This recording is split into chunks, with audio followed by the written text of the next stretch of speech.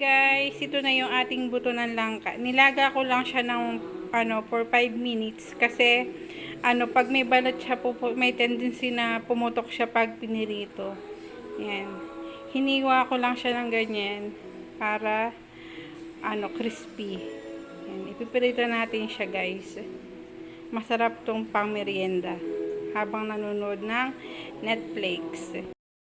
Hi guys, ito na yung buto ng ating langka. Ayan, piniprito na natin. And hindi siya nagpuputukan guys kasi tinanggal natin yung pinakabalat niya. Ayan, naligan lang natin siya ng salt and pepper powder mamaya habang nanonood tayo ng Netflix. Tapos tamang Netflix na tayo ngayon kasi tapos na tayo sa gawaing bahay. Napakainit guys ngayon lumabas kaya timbahay lang kami. May pasok din si Happy. Ayan, malapit na siyang maluto. I-crispy lang natin. Mas masarap to guys kaysa mani. Diba? Yung iba tinatapon lang yung buto ng langka. Pero ako, ginagawa ko siyang pang merienda. Mapakasarap niya guys. Try nyo din magluto ng ganito.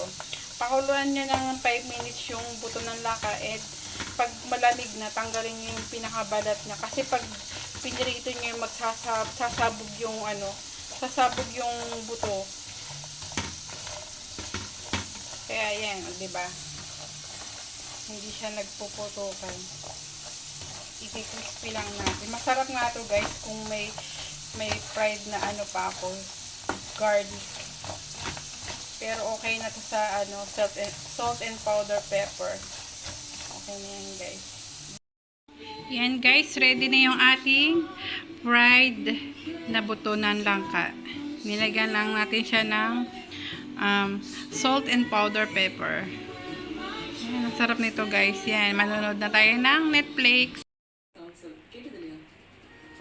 அவங்க ரொம்ப straight forward ஃப்ரெண்ட்லியாகவும் இருப்பாங்க. நான் தான் உங்களுக்கு கொஞ்சம் ஸ்பெஷல்.